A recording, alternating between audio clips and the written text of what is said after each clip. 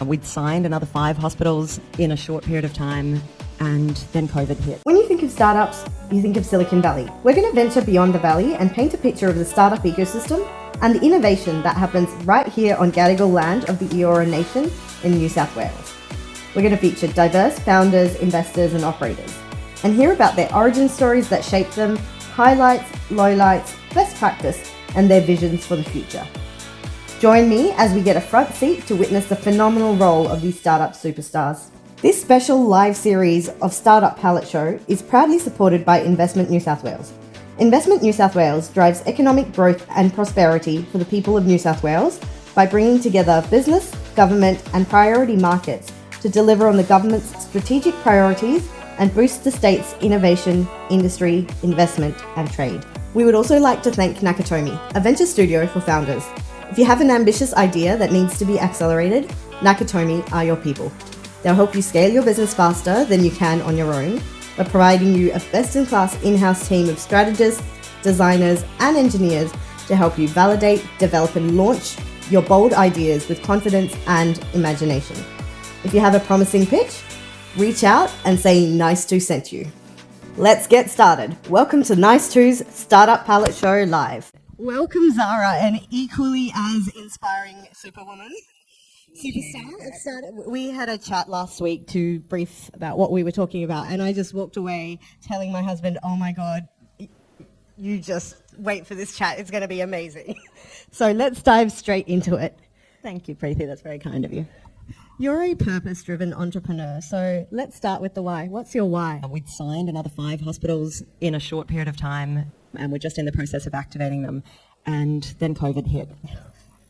I think for me it's around value, because value can represent different things to different people.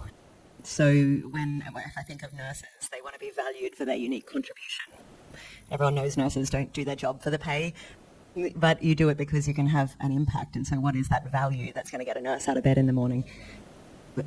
Then for me, delivering value is so many different things, from pay rates to being able to making sure that people are getting equitable pay, to being valued in the workplace, to feeling like they have a contribution. And I think a lot of that is what somehow led to me building a marketplace that matches 2 commodities, if you'll call them that, to deliver value, so both sides of the equation feel like they're getting value. Now, I don't know how to segue from value to growing up in a cattle ranch. What was life like growing up in a cattle ranch, and what did it teach you about business? So I had what I realize now is a really different upbringing, and a wonderful upbringing. It was great, but we were very remote. We're about 700 kilometres inland from the coast of Queensland, on a cattle station that was about 120 kilometres from the nearest tiny little town that had a 10-bed hospital. But we had a very practical upbringing. If we needed something fixed, we mostly did it ourselves, because there's not a contractor just down the road. And from a young age, Mum and Dad always encouraged us to be a part of the conversation, whether the bank manager was visiting or a big buyer's agent, or whether we were part of the hiring or firing with staff. I think from a young age I'd go home on school holidays and be reconciling accounts or helping print pay slips. What was your earliest hire or fire? Oh gosh, I wouldn't say I was doing it, but we were definitely part of the conversation. Mum and Dad just didn't shelter us from those conversations. They were real life things that people had to deal with, and we were just around it all the time when you live and work in the same business. So did you always think you were going to start a business? I want to do something in creative industries, but I think I have too much OCD, too much attention to detail to do anything creative. So somehow I fell into healthcare because my mum was a nurse, and I thought it would give me the opportunity to travel. You'd always have a job. It was really flexible, and I was really fascinated by the knowledge that you gain in nursing, but it didn't come with the career commitment that medicine has, which can be really taxing. So I thought I'll do nursing for a couple of years, and then I'll figure out what else I want to do. And I ended up loving nursing. I ended up working in intensive care for 8 years, and I loved the impact that I could have on a patient's experience, that you could build that trust and rapport with them. I couldn't take the pain away of what they were going through, but you could hold their hand or redirect their attention away from the numbers and onto their loved one's face, and have a really profound impact on their experience. But I think I found that impact wasn't scalable. So I become an 8th year nurse, and I was like, where to now? It's either management or doing the roster or something like that. And that didn't inspire me. I really liked being connected to the end user, to the patient. Whereas in tech, I found that really scalable, and one of the biggest challenges we have everywhere that I've worked, from London to Africa to remote northwest Queensland, staffing was an issue everywhere. So what was that aha moment that made you step out of nursing and into tech? Well, I haven't really stepped out of nursing. I still do the odd clinical you're shift. still- I think it was realising that both sides of the equation weren't getting value, and that's where it came back to. Growing up on a cattle station, Dad always said that a good business provides value to its customers, and he did a lot of study in the way that his business delivers value, and he realised through a lot of education and years of finessing what he does that a happy, healthy, stress-free cow gains more weight at a lower feed cost to the producer. So he was able to find that value metric. And I working in nursing, where you've got these big engines, that is the healthcare system, and people get lost in the equation. And I thought, you've got these on-demand, starry-eyed nurses arriving to your hospital for the first time ever and being met with an eye roll that we have an agency nurse on shift, and they're not trusting that they have any skill or experience, and they're being put with the worst possible patients. And then suddenly that nurse never wants to work at your hospital again. And there were so many parts that didn't deliver value. And then when I looked at what suppliers were charging hospitals for the provision of on-demand staff, I just thought there were so many aspects to this dynamic that didn't deliver value. And so I was like, I think tech could play a part here. So you started uPaged.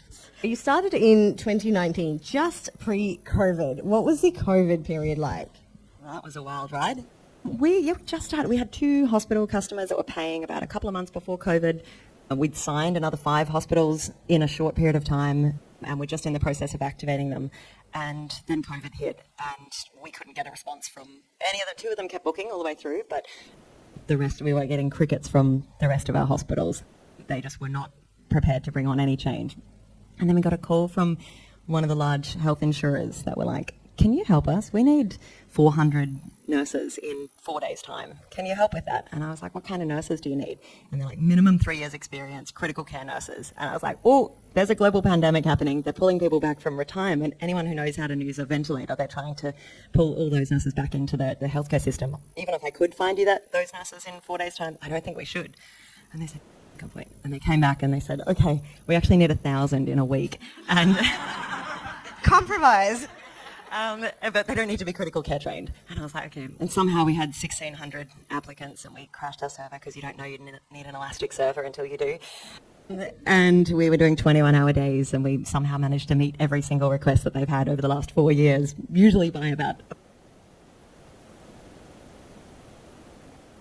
And it was a wild ride. There was, no, we need 1,000 nurses. No, wait, just kidding. We need 200. Actually, no, let go of all of them. And it was that for 4 years. 2 years. I'm exaggerating. It feels like longer for sure. It feels like 4 years, yeah.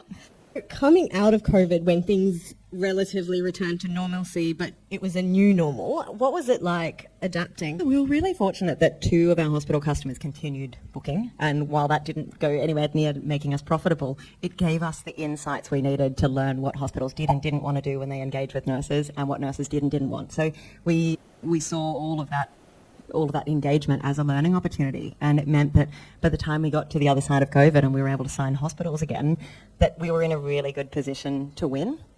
And so we started building out the rest of our capability, because we want to be this ecosystem that connects any healthcare practitioner to any healthcare organisation for any opportunity type, be it a shift, a term contract, some education, a permanent role. And we were building out all these different elements of the ecosystem. And we realised we signed like 250 contracts in the space of contracts with 250 hospitals. Unfortunately, contracts doesn't always mean revenue. We spent a lot of time and effort trying to engage with those hospitals and get change to happen. And this year we've had a rethink, because we're in a really capital tight climate, and we want to make sure that the jobs we do have, that we're really winning at it. What do you think are the macroeconomic conditions that have contributed to the capital tight climate?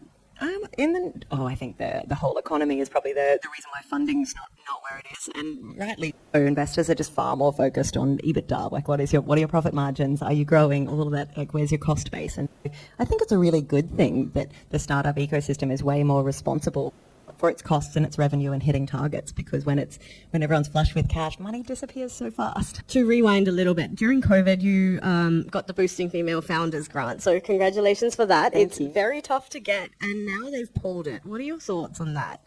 It's such a shame. I heard of so many great businesses that were funded through that program, and it meant so much to our business, as well as the other support they gave. They had mentors check in regularly. They were doing all sorts of things to help contribute to our product development and just be there as a line of support. So it's such a shame. There were so many female founder lives that it touched, and yeah, really sad to hear about that. It's such a shame, and I really wish there is a new form of the program that does come out and comes in a completely new way that a lot more women founders can take benefit from. Now, in this capital tight climate, what have you done internally to restructure your processes, your approach, how you think about the statistics? We kind of had a rethink this year. We've really looked at what we're spending money on, and really tried to reduce our costs as much as we can possibly do that. And instead of trying to grow at all costs and build out this whole ecosystem, we were like, actually, we've got a portion of our opportunities, our shift vacancies that come in each month that we don't fill. And why are we trying to expand and do everything when we're not really winning and in a really defensible position with our core? And we know how to make money connecting nurses to shift by shift work. So we were like, we made a really, probably the toughest thing I've ever had to do, but we cut our team down by about half and made a lot of redundancies of some really wonderful team members, which is heartbreaking. But the result of that is that we're just really focused now on what work we do take on, the type of clients we work with, the kind of results we want to achieve. And we've really focused on that core product of connecting nurses with shift by shift work and doing all the 1% things that mean that we really win at it. And the result of that is that in the last 6 months, we went from filling about 50% of our vacancies to now a fill rate of 81% with an application rate of 91%. So 91% of our vacancies get an application on them. What are the industry benchmarks? Oh, I think it's a whole lot lower. We were talking to an agency the other day that fills 10 to 15% of their shifts. Wow, incredible. Congratulations. Thank you very much. You were telling me about some spreadsheet wizardry that goes on and how you track your metrics. That's our database. MongoDB charts. Does anyone know MongoDB? Their new charts feature. It is wild. We have dashboard upon dashboard, and we look at everything from time to fill, percentage of fill rate relative to time to proximity to shift start time, and therefore we're able to use that data to determine how much we need to boost pay rates by to ensure that even a last minute shift fills, because everyone has a price, and at some point nurses will change their plans and go to that night shift. And so you look at the price both on the hospital side as well as the nurse side to fully optimize and increase your yield. Yeah, that's right. Yeah, we work out where the value point is for both sides of the equation. And the result is that our customers love us, they get value, we give them a nurse when they need it, and we save them money where we can. What was the fundraising experience like for you? Right at the early stage, I decided I was going to enjoy it. And because at the end of the day, everyone's there to pin you down and find out all the deepest, darkest secrets of your business and what's not working. And as much as you could find that really interrogating, I decided to go at it with a perspective of positivity, that this person's taking the time to ask me questions about the key things that I should know about my business in order for it to be successful. And so I was really grateful for that. And as a result, met some incredible people who gave me so much advice, and they still have really great relationships with today. But initially, so we did a seed round which closed in June 2021. And I was thinking it'd be really nice just to close it with one or two really big, sophisticated investors that brought some really good structure and advice to our cap table. And that was really hard, because it turns out investors in Australia don't really like investing early. They say they do, but then they want a bit more and a bit more proof of concept. And rightly so, it's hard. And I had one of our early investors suggested to me that I shouldn't be afraid of taking multiple small investors. And so I remember doing an exercise where I made a mind map. My mum always loved mind map exercises, and she would get me to mind map this out. And I thought, well, if I'm going to take smaller checks, what would be the other capability that I would like to bring in with that? And I remember thinking, if someone invests 50 grand, that money will be gone in a couple of pay cycles, and then it's out forever, but they keep the equity forever. So if I was going to bring these people in, what might I want their skills to be? And I didn't realize how much this mind map would manifest the results. But looking back on it, it wasn't for years later that I realized how correlated it was. But I remember this mind map, and I was like, it'd be great to have some legal support and someone with some talent acquisition and maybe HR skills, because we're employing nurses, and some business experience would be great, and some definitely medical experience, someone with some marketplace experience. We literally have a cap table of 8 management consultant partners, you've got medical angels, you've got the taxi marketplace CEO, there's an M&A lawyer. It's Wyatt, the guy who owns Australia's largest talent solutions consultancy. And now when I need help, I think who on my cap table? And I end up in a call with a management consultant partner who's helping me brainstorm the solution. What's it like having 8 management consultants on your cap table? I rarely hear from them, to be honest. It's only when I need something. But they're wonderful. As long as they pick up the call when you need something, it's good. Well, it's usually an email, but they'll have a coffee with me or jump on a video call. I got 4 of them on a call once, and we workshopped a solution at one point. A angel investor told me the other day that they have an angel CV to get into deals, so I think that's probably a great tip. Circling back, what are some of the challenges and how have you pushed through them? What's one thing that stands out in your mind? Every time I've come across a challenge, I just think I'm not the first person to come across a challenge like this. And I'm the kind of person that I would be the first person to admit I don't know everything, even half of what I need to know to do this. But I've got this awesome community of people around me, from the likes of Amandeep or another VC, a community-driven VC fund that invested. I'm in a Slack channel with all these people from the likes of Canva and Google and whatnot. And I can reach out in this Slack channel and people drop back in bits of advice or offer a call. So I think every time I get stuck, I think someone else is going to help me work my way through this, or just have a coffee and point me in the right direction. And I've read and heard that you're a very creative person, and you're also very hands-on, and no challenge is too big. You've even rebuilt a car? Oh yeah, the car. That was a while ago. I was 14 and I really desperately wanted to grow up and be an adult, and we were on a cattle station, and on our school holidays we were always looking for projects, and there was a 1976 HJ Holden that one of the previous employees had just left there that wasn't working anymore, and I dragged it up from the dump and got one of the workers to help me understand what was happening under the hood, and ended up replacing the alternator, and I think I spent more time polishing the hubcaps, but managed to get this HJ Holden running, and we had it for years. But I think I just really enjoyed the journey, and that was probably my biggest takeaway from it, was like, enjoy the journey, enjoy the learning, don't be afraid of what you don't know. But then there's also wonderful people around you that are really happy to help. What is your vision for the future? Every time people ask me about this stuff, I answer to do with uPaged, because I haven't really existed in the last 6 years. It's just been running uPaged. My vision for the future is to create the ecosystem that delivers value to healthcare practitioners, and I really want to help retain clinicians in an industry that really needs them. And I think there's just so many things happening in the market at the moment where clinicians, especially the experienced ones, aren't being valued and retained. For me personally, it's about delivering value and surrounding myself with wonderful people. I think it's led to my success this far, and I want to continue doing that. And that would be completely full circle, so that makes a lot of sense. How much of your life did you create, curate, or chance upon? I think it would be equal parts of each. What I have done, though, is the things that I've chanced upon, I've really made a commitment to make sure that I valued that chance.